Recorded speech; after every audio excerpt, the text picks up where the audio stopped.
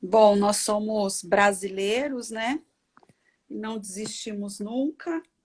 Então, aqui estamos fazendo mais uma tentativa para conectar o nosso convidado aos que estão chegando agora. Eu sou Juliana Oliveira Domingues, sou diretora do Departamento de Proteção e Defesa do Consumidor do Ministério da Justiça e Segurança Pública, professora de Direito também da Universidade de São Paulo.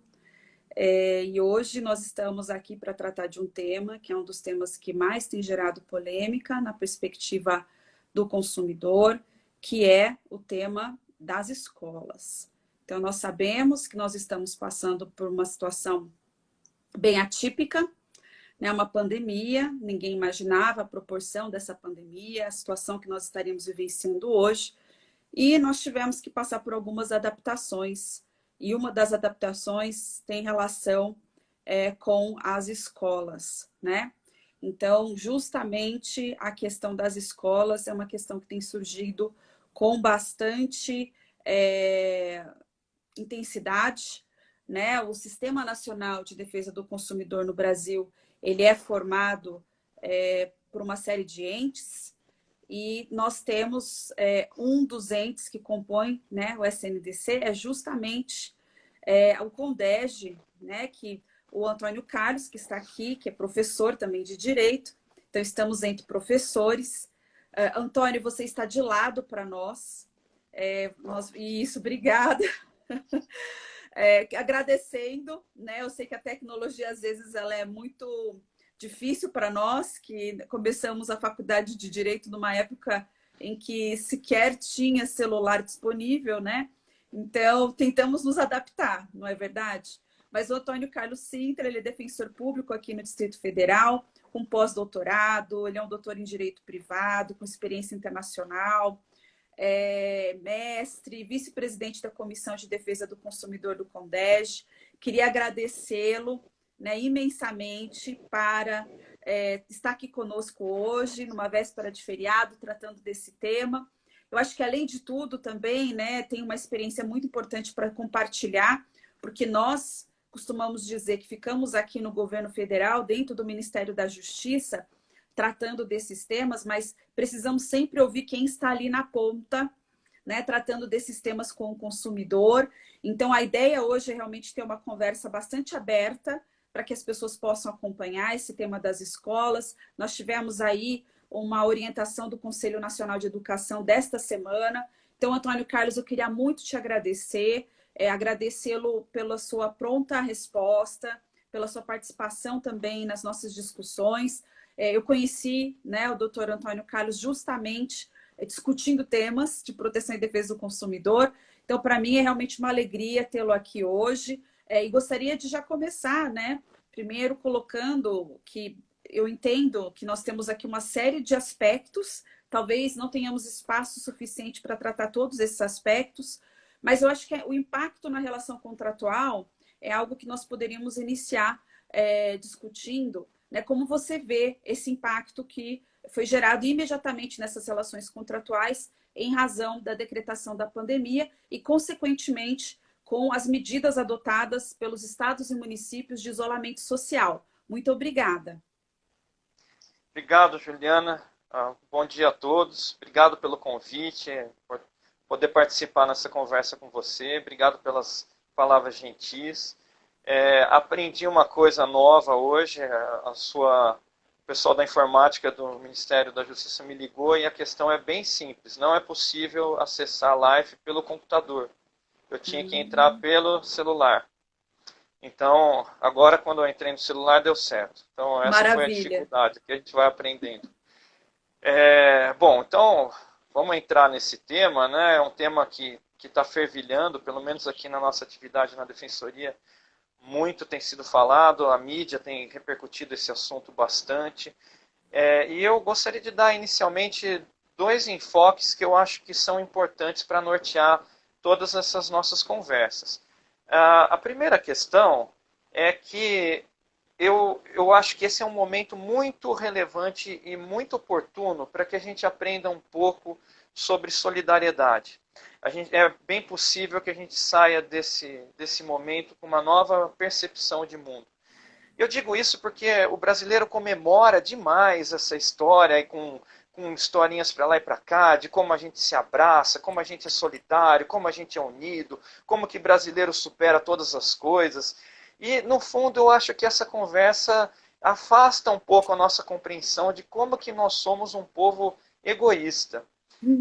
Eu coloco isso do ponto de vista inicialmente científico, para não ficar só do ponto de vista de uma opinião, mas tem uma pesquisa que todo ano é publicada, e ela é muito séria, ela leva em conta diversos fatores para chegar a um índice de solidariedade entre os países. É uma pesquisa em parceria do Instituto Gallup com um instituto britânico de caridade social, e são 146 países sempre pesquisados. O Brasil antes ocupava a posição número 76 e hoje, nesse ano, foi publicado como 122 no Índice de Solidariedade. Então, do ponto de vista de pesquisa e de parâmetros objetivos, essa conversa, na verdade, não procede. E o que é importante para a gente pensar nisso? Nós estamos vivendo um momento em que escolas e consumidores estão passando por um momento difícil.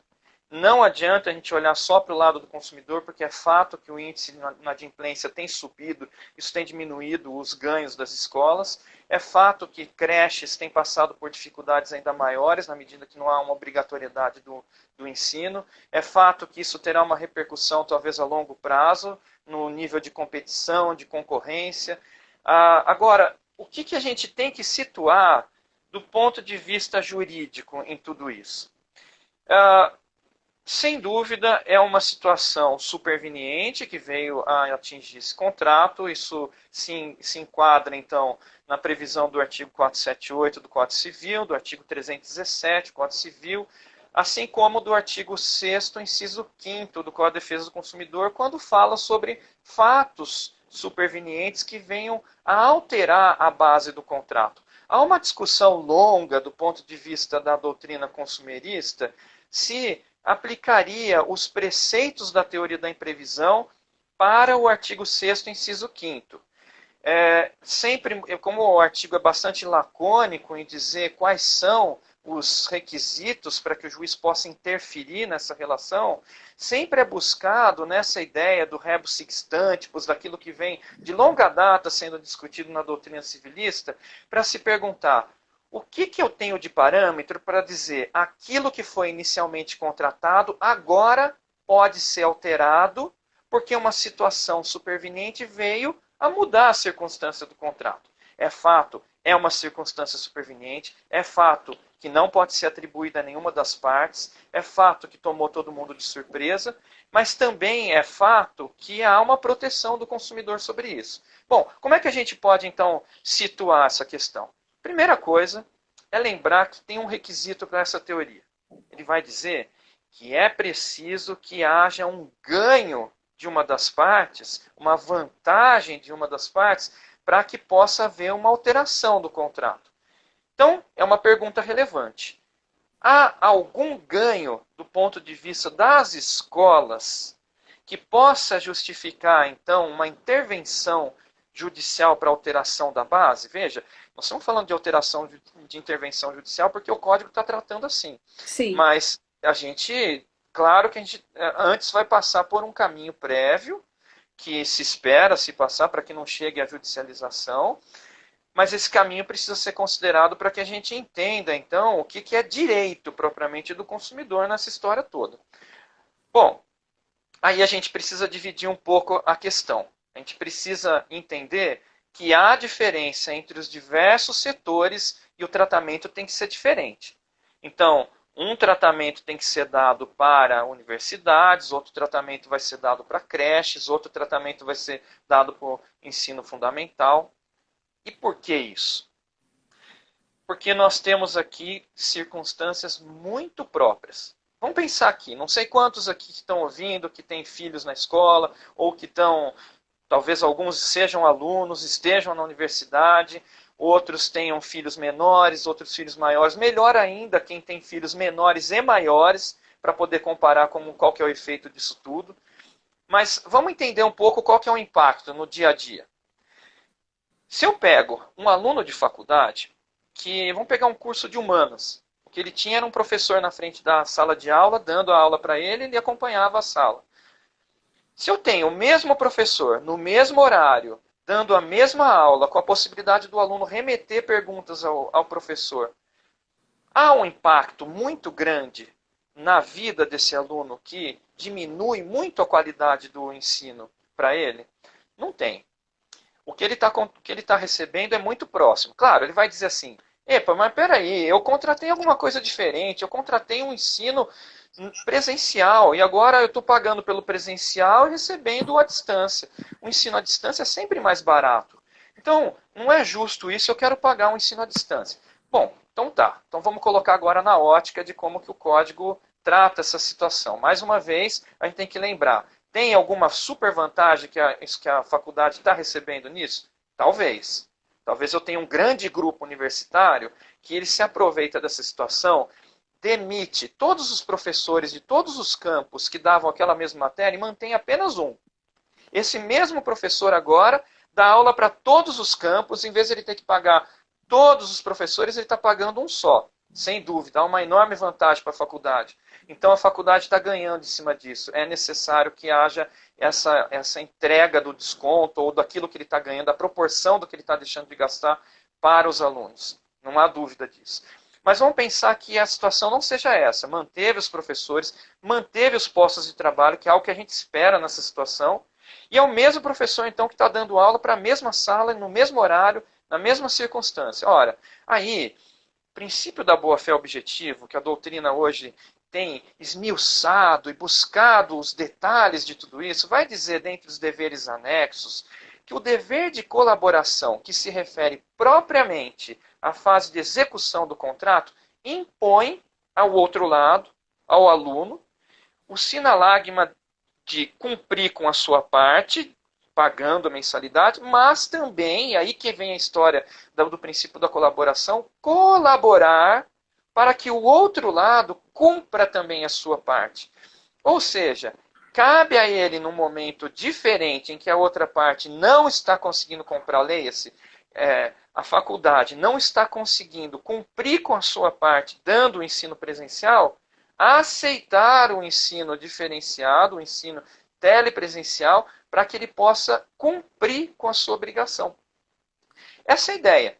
Agora, vamos agora pegar o oposto.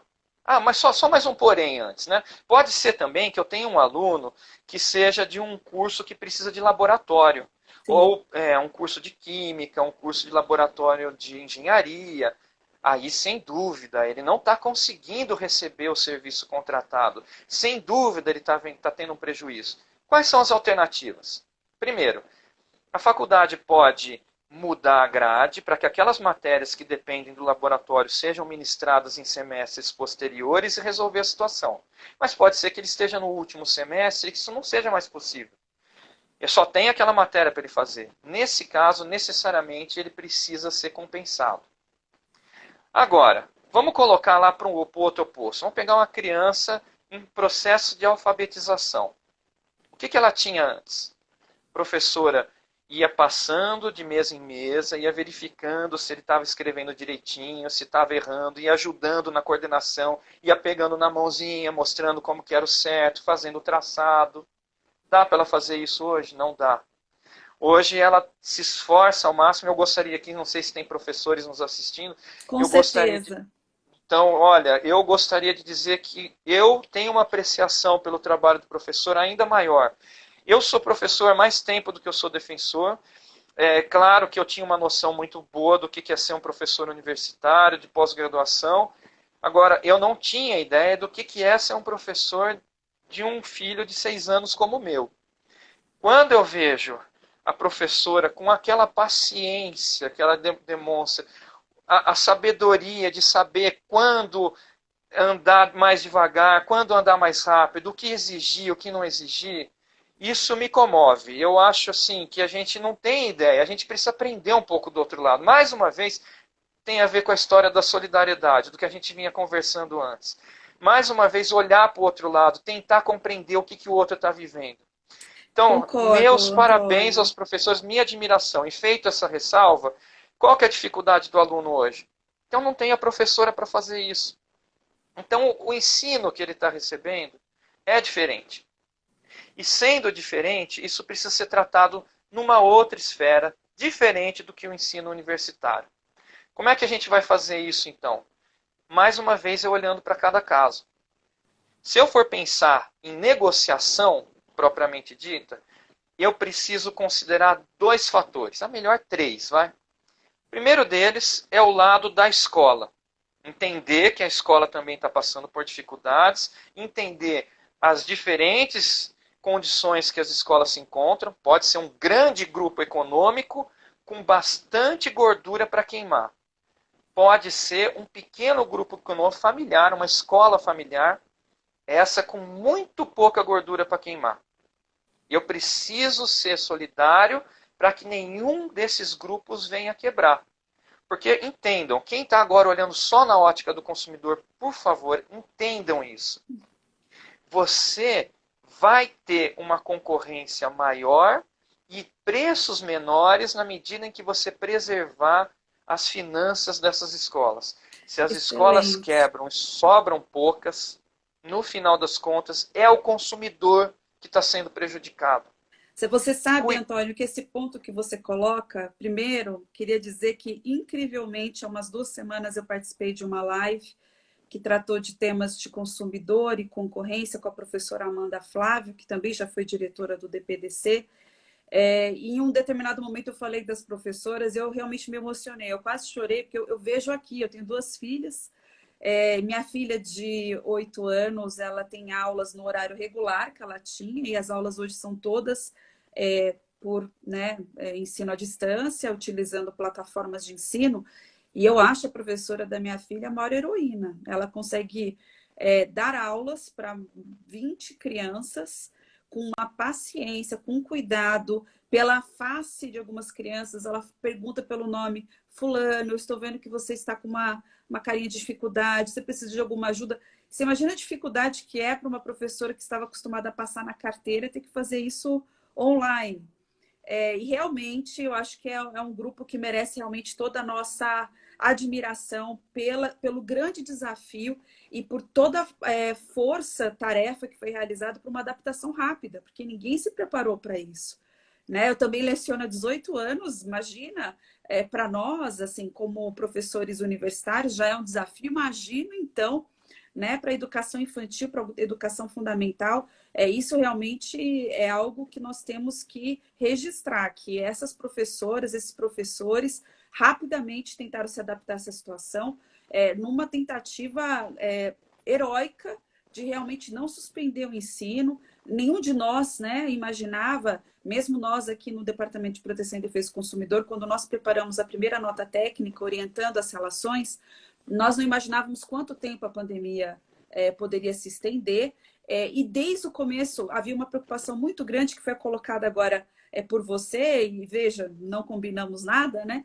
Mas há uma preocupação de fato, deixar as instituições que têm mais poder econômico, né, que tem essa gordura para queimar, como você disse, numa situação privilegiada, né? Porque a partir do momento que você cria um tratamento linear para realidades tão diferentes, aquela que acaba se sustentando mais tempo, né, quando nós falamos assim, vamos dar um desconto de X% para todos, você ignorar a realidade de todas as instituições, você privilegia o grupo que tem mais poder econômico. E no final do dia, isso, passada a pandemia, esse consumidor não vai mais encontrar a oferta do produto, porque muitas escolas de bairro não sobrevivem, e também preços muito mais caros, né, elevados.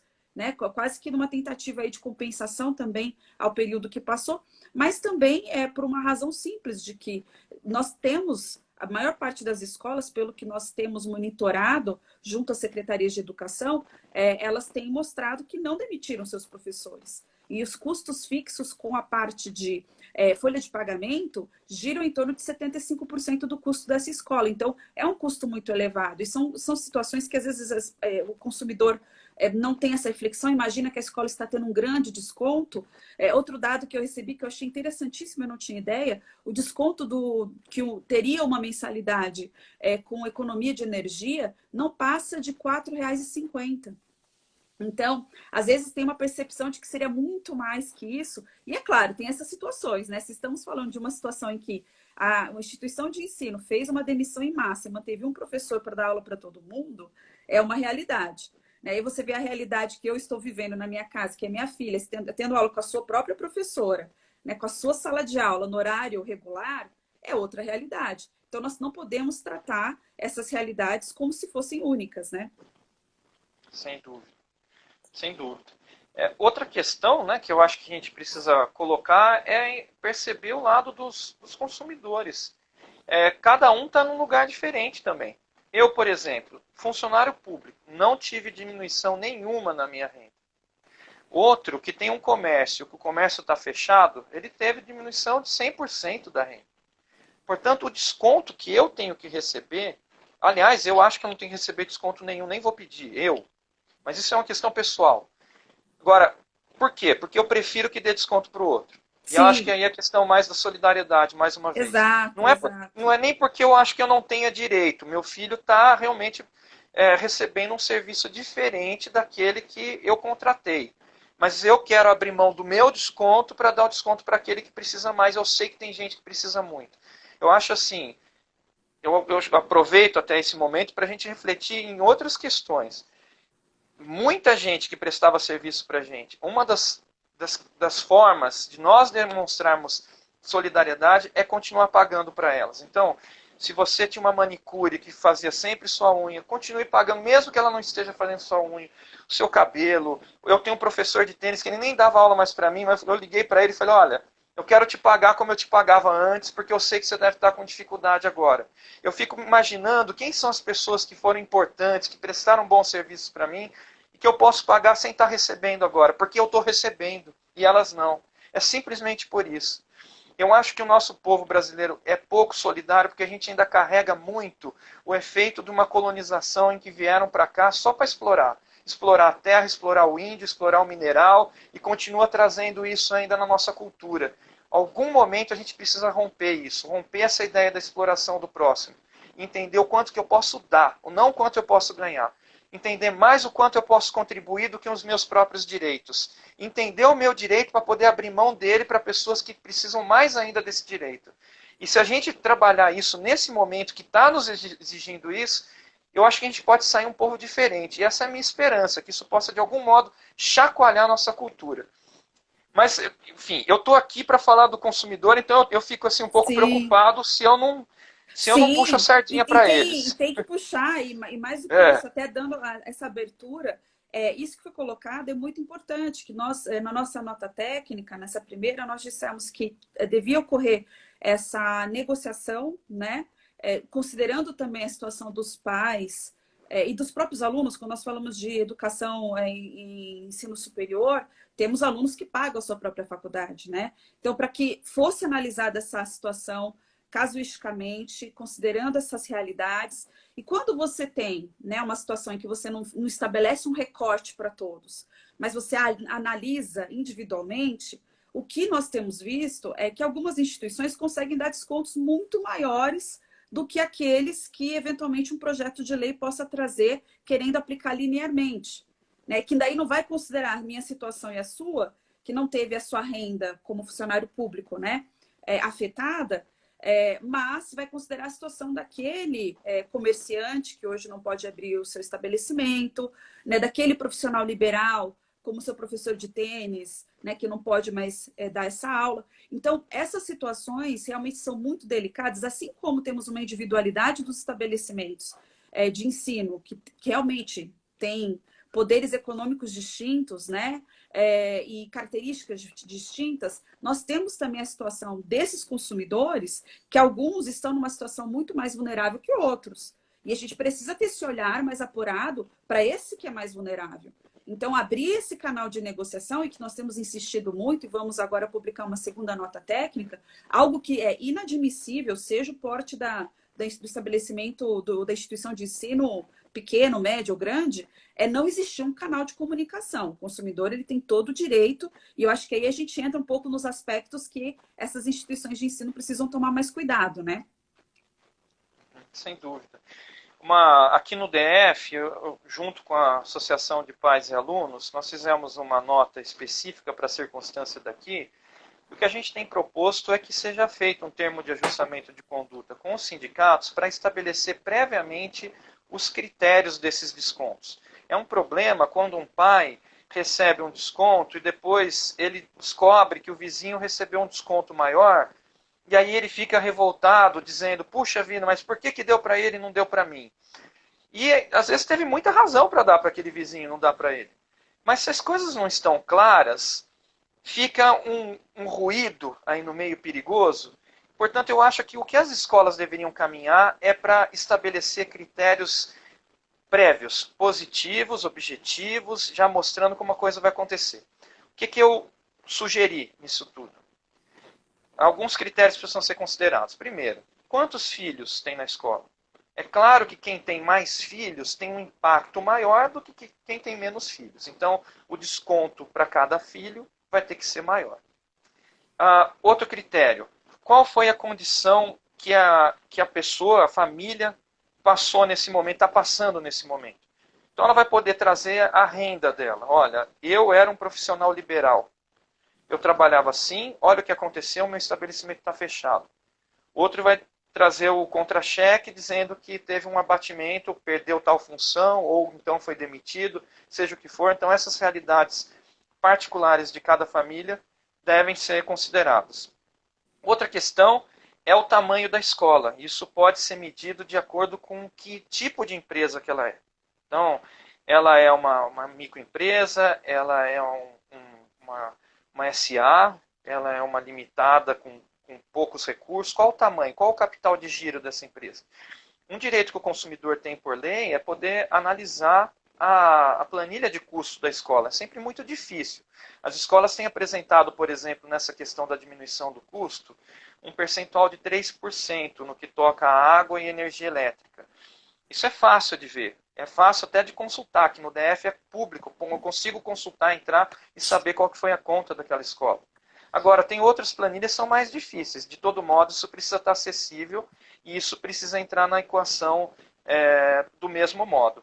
Então, se eu tomo esses parâmetros previamente considerados e eu aplico esses descontos desse modo, eu consigo mostrar para o vizinho que tem uma razão para isso, e o vizinho entender a situação. E, mais uma vez, eu acho que isso precisa também ser conversado de uma forma coletiva, para que seja estimulado, para que pais olhem para tudo isso com um olhar de solidariedade, não só para a escola, mas para o outro, para o coleguinha, para outra família, para aquele que está passando por dificuldade nesse momento. Agora, do ponto de vista do direito, entrando no ponto de vista do direito do consumidor, o que a gente pode dizer sobre o que é que ele pode pedir no momento desse? Qual é a razão dele pedir? A razão dele pedir é simples. Eu tenho um serviço que foi contratado com tantas horas-aulas, e essas horas-aulas foram contratadas para serem dadas presencialmente. Na medida que esse serviço não está sendo entregue da forma como foi contratado, então o que o código garante é o abatimento proporcional do preço.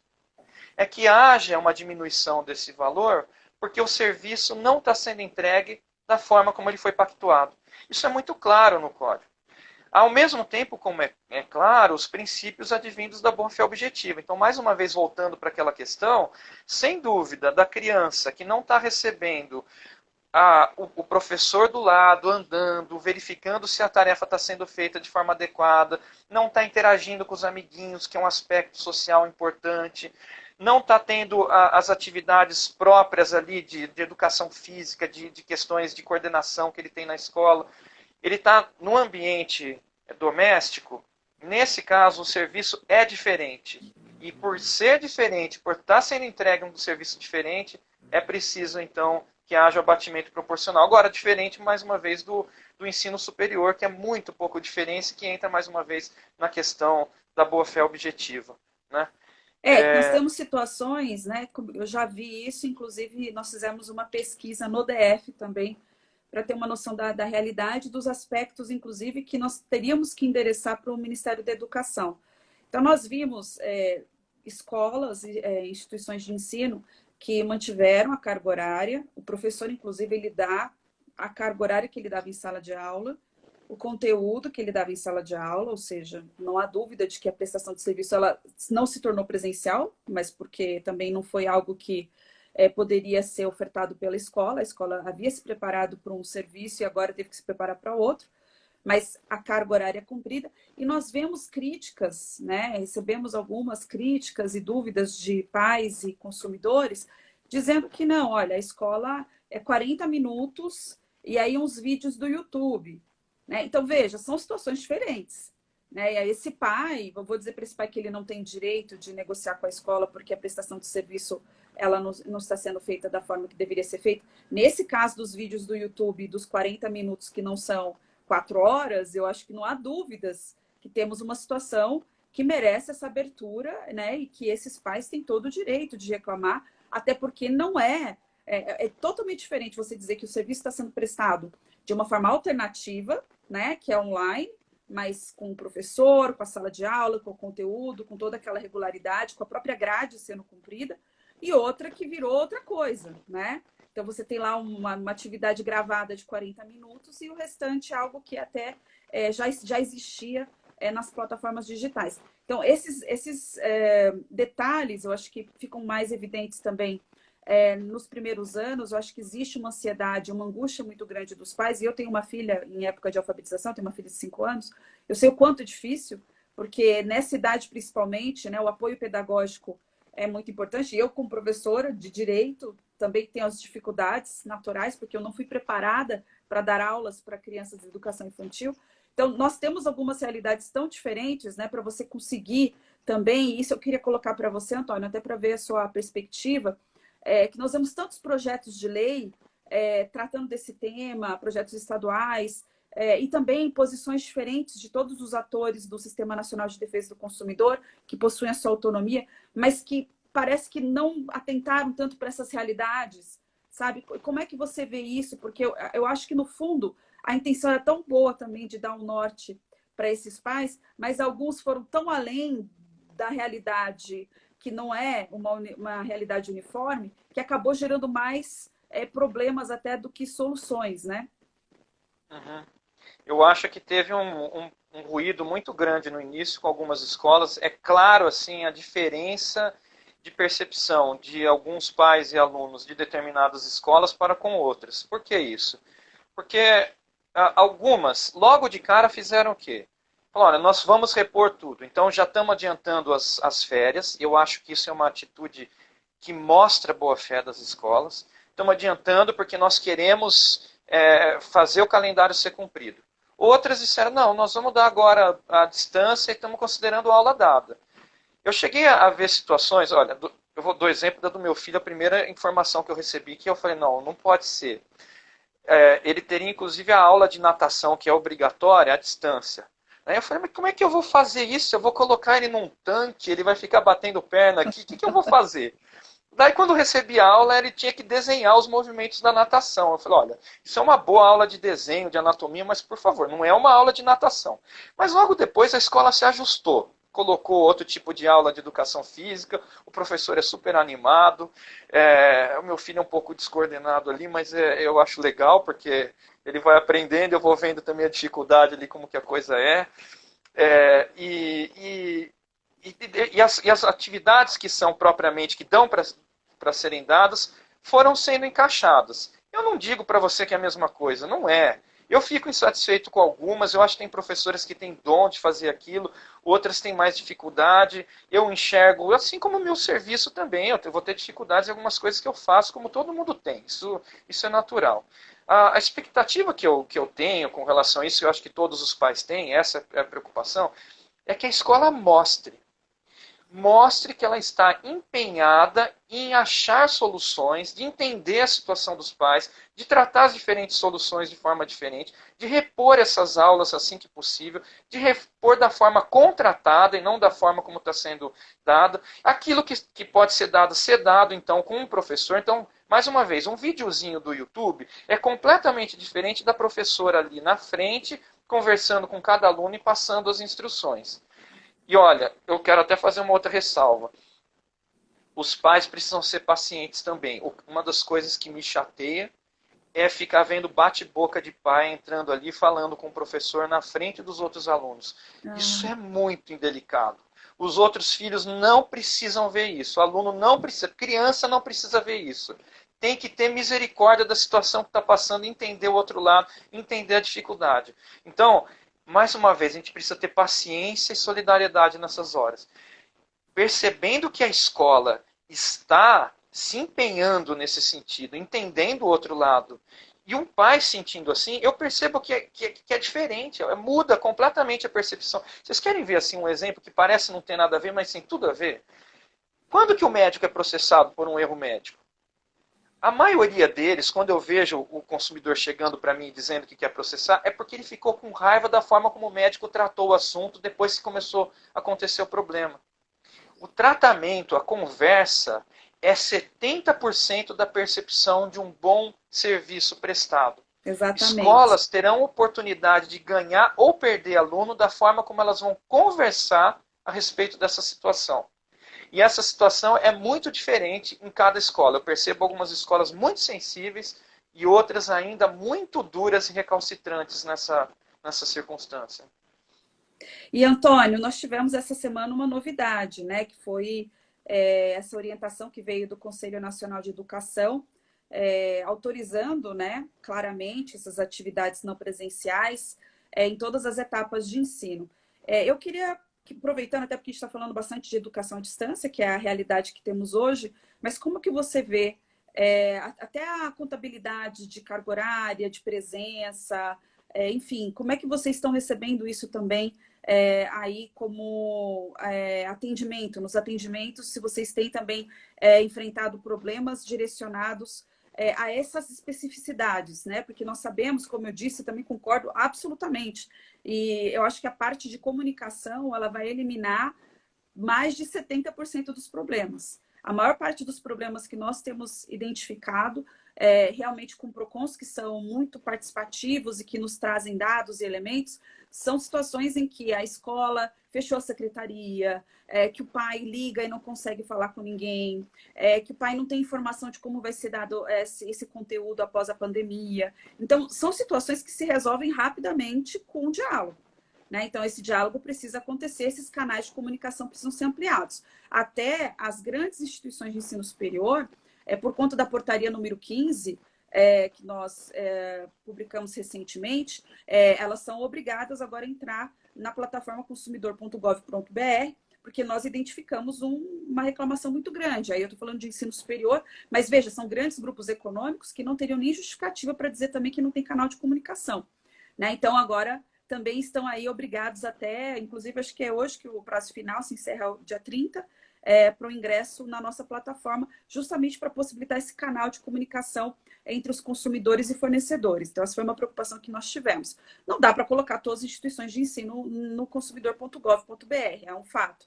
Mas temos feito esse pedido, inclusive, com os PROCONs estaduais, que tenham uma interlocução com as secretarias de educação dos estados, para que eles também enderecem para as secretarias essas dúvidas dos pais com relação ao conteúdo, à matéria dada, as presenças que são computadas. Algumas escolas resolveram gravar as aulas, outras as aulas elas acontecem online. Então, há uma diversidade de tratamentos que deixa muitos consumidores também um pouco aflitos, um pouco também por conta dessa comparação que você acabou de dizer, né? Então, o meu vizinho está tendo de tal forma, a minha escola está fazendo de outro jeito. E aí a grama do vizinho é mais verde, né? Como dizem. Então, como é que vocês estão sentindo todas essas mudanças, identificando esses problemas? E como que você vê, até porque temos aí...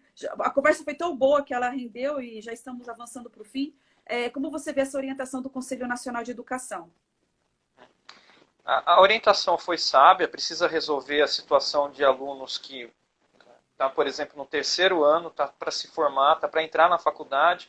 Se a carga horária não for cumprida e a gente não sabe o que vai acontecer, nós estamos pensando em aulas que talvez retornem daqui 15 dias, daqui um mês, daqui 2 meses, talvez 3 meses.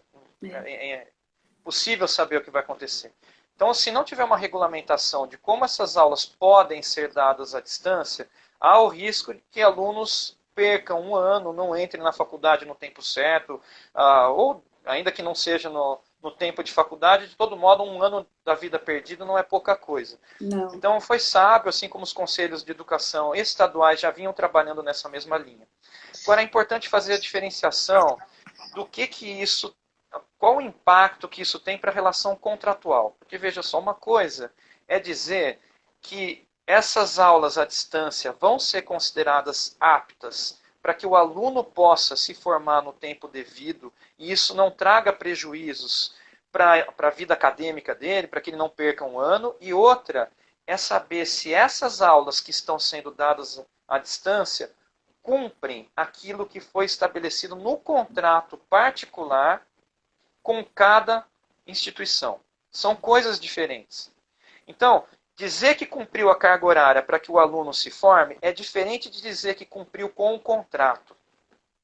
O contrato foi feito para que as aulas fossem administradas presencialmente.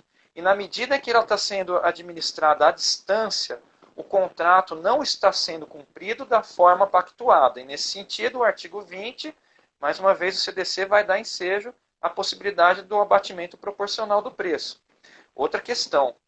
Dizer sobre horas curriculares é diferente também de dizer sobre horas contratuais. Muitas escolas oferecem mais horas do que o mínimo do currículo. E se elas estão oferecendo e os pais estão pagando por mais horas do que o mínimo, eles precisam receber as mesmas horas contratadas, e não as horas mínimas. Se não são entregues as horas contratadas, mais uma vez, se dá ensejo ao abatimento proporcional do preço.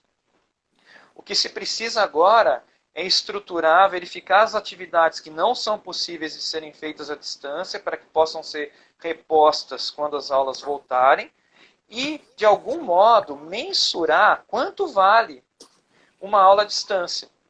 Porque, veja só, é injusto com a escola dizer assim, a aula foi dada à distância, mas como não contratei assim, não pode contar. Como assim? O professor esteve dando aula lá. Não vai contar nada? Mas também dizer, é a mesma coisa, eu contratei presencialmente e ela está sendo dada à distância, então tem que contar igual. Não é igual também, porque não foi assim o contratado. O que se precisa é encontrar, então, a mensuração adequada de acordo com cada faixa etária. Então, mais uma vez, é diferente, é muito menos valiosa. Eu estou colocando aqui no sentido contratual, não é de valor, se vale mais ou não para a gente. Mas no sentido de quanto vale para o contrato uma aula que é dada para a faculdade e uma aula que é dada para o ensino fundamental. Porque no ensino fundamental, sem dúvida, o aluno tem maior prejuízo quando perde a aula presencial do que tem um aluno do ensino superior. Isso precisa ser mensurado nessa equação. Isso, mais uma vez, precisa ser feito por parâmetros objetivos. Isso precisa ser colocado diante de todos aqueles que a gente conversou e os pais precisam conhecer isso previamente. E sendo feito esse diálogo nesse sentido e sendo estabelecido esses parâmetros, eu acho que esse ruído vai terminar.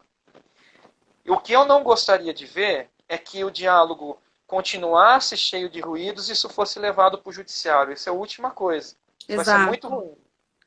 Nós temos feito esse tipo de recomendação em todas as notas técnicas que foram produzidas nessas relações de consumo que foram afetadas diretamente pelo coronavírus. Nós temos várias que foram, mas algumas são, né, mais evidentes, como essas contratações realizadas em relações de consumo de prestação de ensino, né? Seja ele fundamental, superior. E o que nós temos dito e reiterado é que devemos evitar ao máximo a judicialização. Ela não é boa para ninguém, para nenhuma das partes. Então, por isso, a ampliação desse canal de comunicação das escolas, essa compreensão dos pais também com relação à realidade de cada escola, a realidade dos custos dessa escola também, né? Ou seja, se não houve essa mudança, se a escola continua pagando os seus professores, há um custo que não é desprezível, é elevado.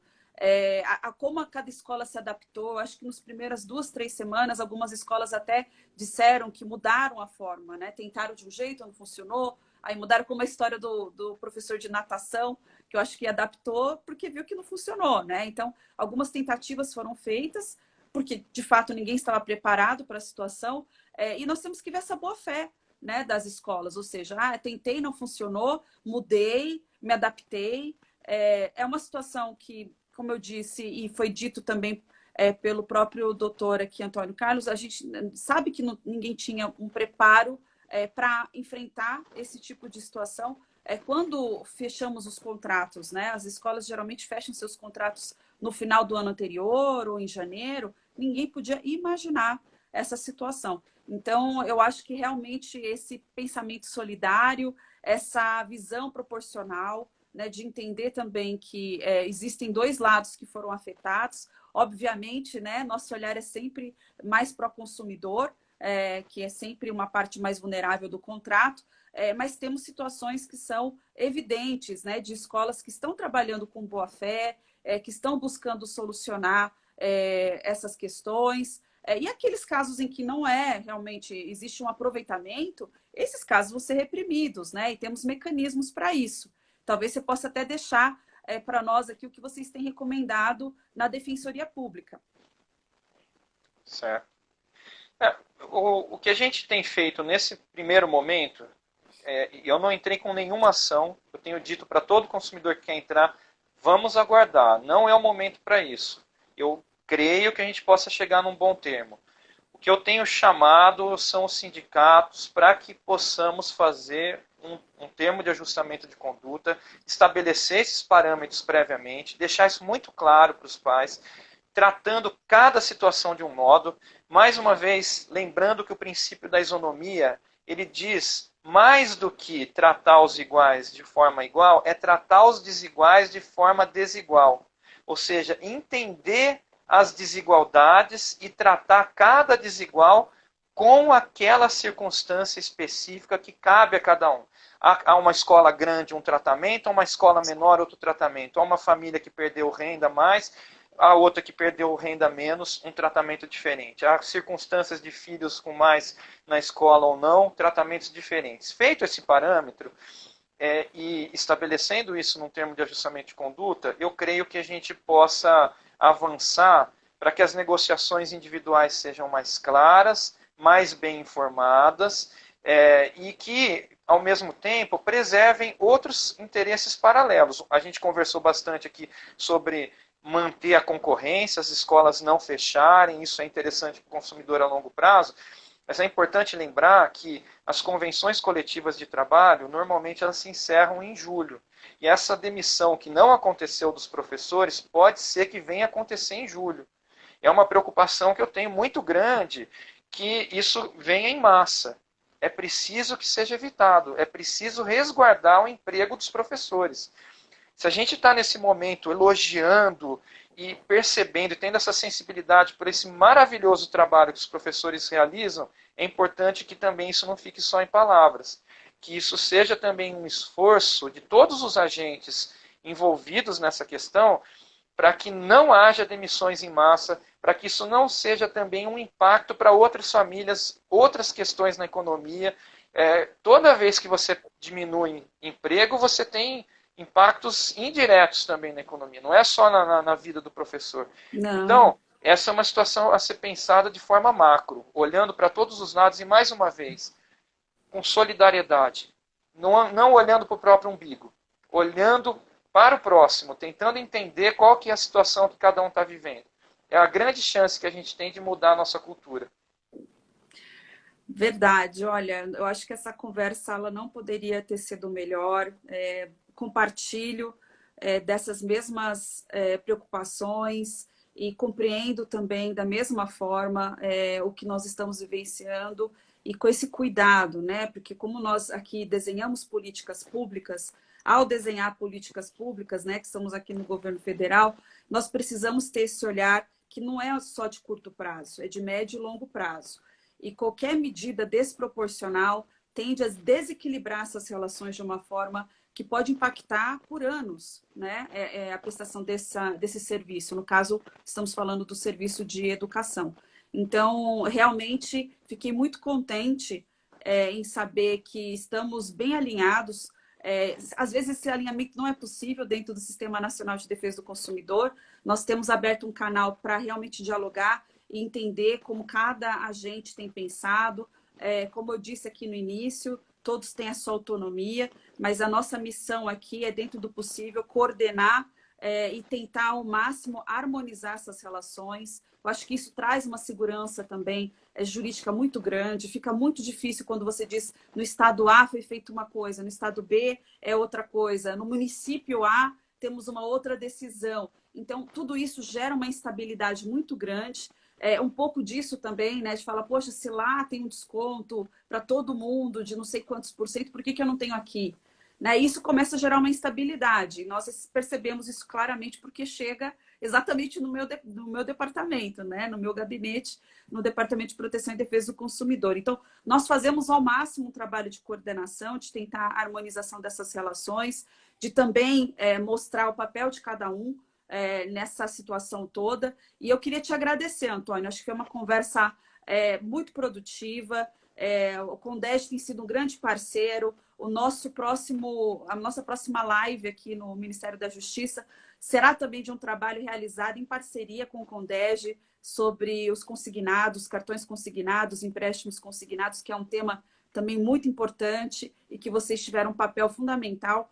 Então, eu queria realmente agradecer essa participação, agradecer o seu tempo, agradecer aqueles todos que nos acompanharam aqui e esperar realmente que todos nós passemos por essa situação atípica, né, mas muito mais fortes, mais solidários, com uma visão de mundo diferente, realmente que isso seja um fator de transformação para todos nós. E os meus parabéns aqui, deixo registrado para todos os professores do Brasil que estão se reinventando. Vocês têm também minha completa e total admiração. Muito obrigada. Obrigado, Juliana. Obrigado pela conversa. Parabéns pelo trabalho que você está realizando aí, por todo o trabalho do Ministério. Eu acho que a gente está caminhando todo mundo junto, tentando resolver a situação para todos os lados. Essa conversa foi boa, mais uma vez acho que ela colabora para isso. Fico feliz, a gente está bastante alinhado nisso. E, mais uma vez, siga com força, perseverando nesse trabalho, nas muitas pressões que tem, eu sei como é difícil. Que Deus te abençoe e você consiga continuar com a mesma Amém. esperança. Amém, muito obrigada. Que Deus abençoe você também, todos que estão nos assistindo. Muito obrigada. Obrigado a você. Até logo a todos.